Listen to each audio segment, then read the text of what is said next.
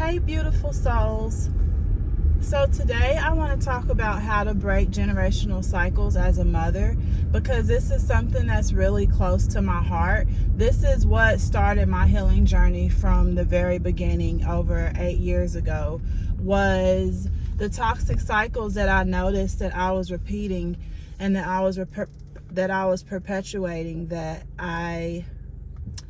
things that I observed that my family was doing, realizations that I had came to realize. I started to realize that it was toxic, that it wasn't normal, and that I had to change, that I had to be different, that I could no longer continue repeating these cycles, because it was causing me to feel stuck. It was causing me to feel like I was behind. It was causing me to feel like something was wrong with me, like I'm not enough. And so I decided to stop the madness. I decided to do something different. And if you don't know me already, I'm Shatara, and I support women on their healing journey. What I want to talk about right now is the fact that us as mothers, we need to make sure that we are whole, that we're complete, that we feel like our best selves, because we're the ones raising the babies. We're the ones raising the future, the leaders of tomorrow. So our job is really important.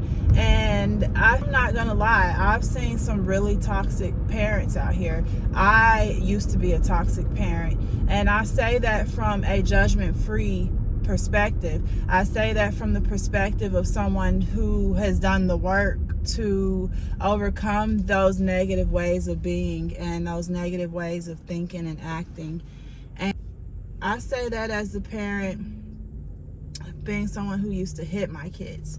I say that as a mom who was always the mom yelling, like always yelling, always screaming. You need to listen to what I say. You need to be obedient. You need to act the way I need you to act for my own sanity. I was that parent, and it took a lot of work, a lot of intention for me to no longer be that parent. And what brought me there was what I call the dark night of the soul, or my Saturn return. In other words, it was a time and period in my life where all of my bullshit that I had been holding on to from the past I feel like came falling down upon me all at once, like it was rattling my soul. And I had to fix that. Like, I was so depressed. That was about 8 years ago, and that's when my healing journey began, because I was tired of feeling that way. I was tired of feeling angry. I was tired of feeling sad. I was tired of feeling stuck. I was tired of feeling unfulfilled, burnt out, feeling like I should be further along than where I am in my life. I was tired of feeling that way. And so I had to do something different. And that's when my healing journey began. And it all started because when I was 11 years old, I was being molested by my father. I was being molested from the age of 11 to 14, and that really affected me. I had chronic people pleasing, because I chose to not say anything about my abuse. I chose to stay quiet about it for about 5 years. And when I finally did say something, I believe like my mom was too afraid to leave. At that point, the abuse had stopped, and I said something, and my mom was pregnant. Like, she was just not in no position to leave. I developed a severe form of people pleasing because I made the decision to stay quiet about what was happening to me to protect people. That's what I told myself. That's what my child self told myself, is that I needed to stay quiet to protect other people. I didn't want my dad to get in trouble. I didn't want my mom to get in trouble. I didn't want me and my siblings to be taken away, because I had already witnessed other people in my family, other children, be put into the foster system. So I observed that firsthand, and I didn't want that to happen. So I made the decision to carry the burden of my father's secret, and that really affected me in so many ways. I developed people pleasing. I had really low self-worth, low self-esteem, lack of confidence, a lack of identity. Like, I didn't know who I was. Like, and well into my adulthood, I still feel like oftentimes I didn't know who I was. So, and the list goes on in the ways that affected me. But if you're like me and you have unresolved childhood trauma that you need to heal, especially as a mom, I have 5 steps for you that will help you on your healing journey so that you can become better for those babies, so that you can become better for yourself, so that you can be the person in your bloodline to heal the generational cycles, the toxic generational cycles of abuse, of narcissism, all the things that families suffer from that keep your bloodline from excelling and healing and becoming whole again. And so you will be that person in your family to break the toxic cycles, to break the chains, to do the hard work. Because let me tell you, it's hard work. And it's not hard like you putting in overtime at your job hard. This is hard because it's the things that you've been avoiding, the things that you don't want to talk about, the things that make you uncomfortable, that make other people uncomfortable. Those are the things that you're going to have to address. And so that's the work. And you're going to be the one in your family to do that work. And you're going to be the one to go on and to heal the bloodline and create the success that your family is deserving of. I mean, oftentimes I feel like we're the chosen ones, the ones that had to endure the struggle, the one that had to endure the hurt and the pain. And we go off and do the great shit, the shit that's gonna transform the family, that's gonna transform everything for everybody. We're the ones. So if that's you, I've got 5 steps for you to show you how you can start to heal those toxic generational patterns and how you can stop feeling stuck. If you're feeling stuck repeating negative cycles, or if you're feeling weighed down from carrying the guilt and shame from your past, or maybe you lack confidence and feel like you're not enough. Also, down below, there's a link to a guide that I created to help support you on your healing journey. So right now, I'm about to give you the 5 steps that you need to end toxic generational cycles so that you can create a nurturing, loving environment and you can have emotional peace and feel more whole and confident in yourself. So let's get to it. Here are the 5 steps. So the first thing you want to do is acknowledge and accept the past. Accepting it doesn't mean excusing what happened to you. In order to acknowledge and accept the past, I want you to journal on these questions.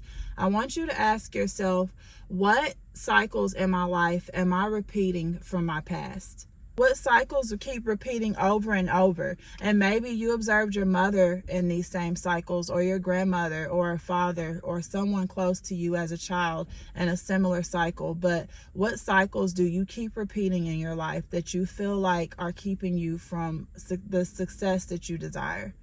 Number 2, step 2 is having self-compassion and forgiveness. You want to have a level of compassion for yourself because you've been through a lot, babe. Like, you've been through a lot.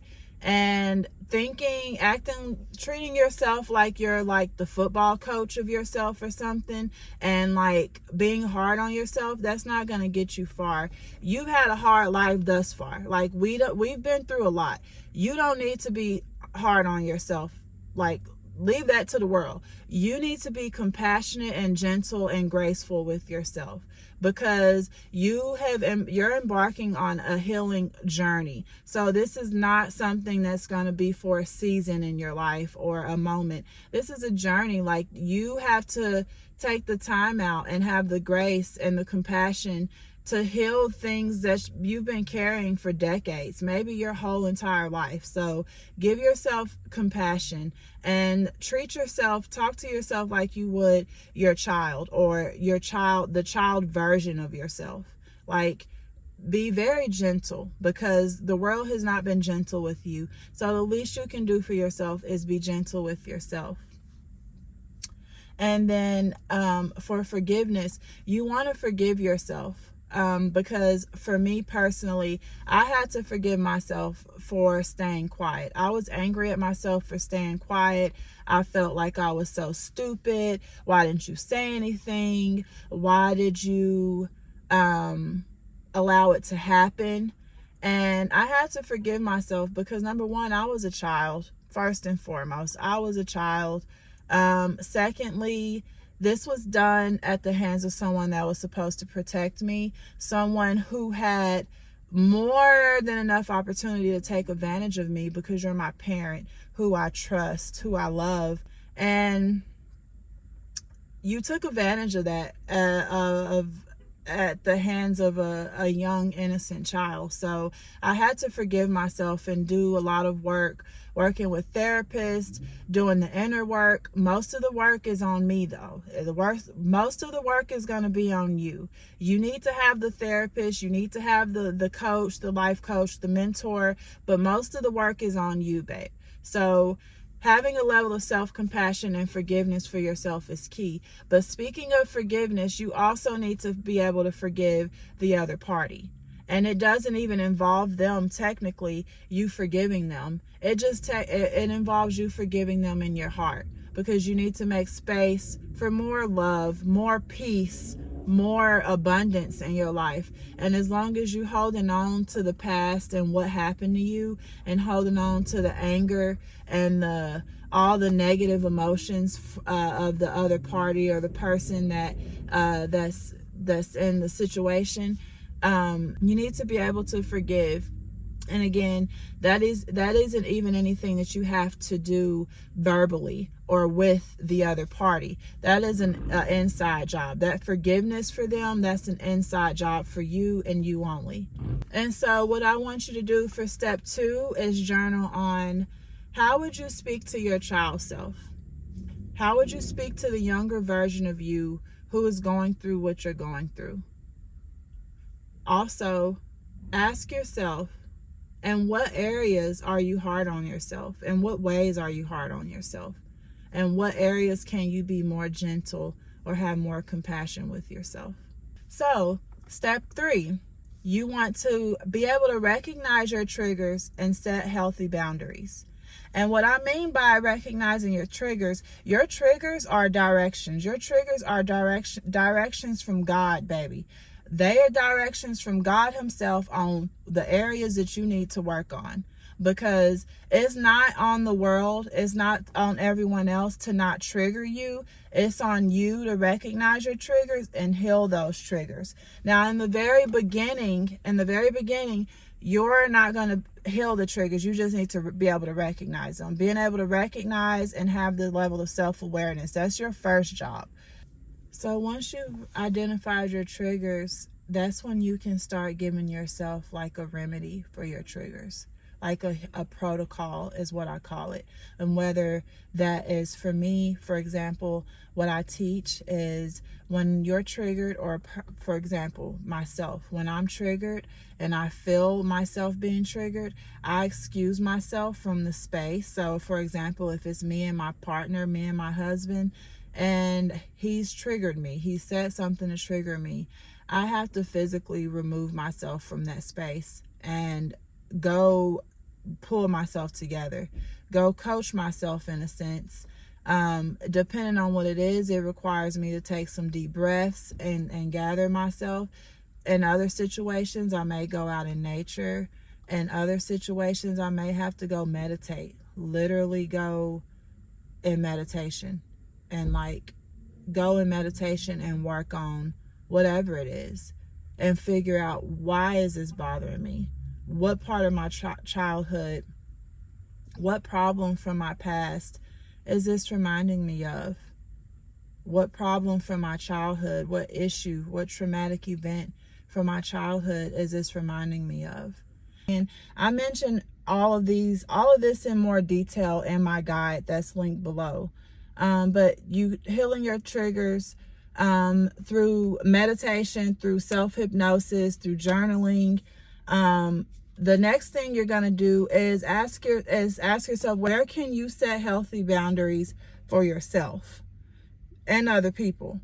But I say for yourself because a lot of times we think that setting boundaries is often for other people. You have to set boundaries for yourself too.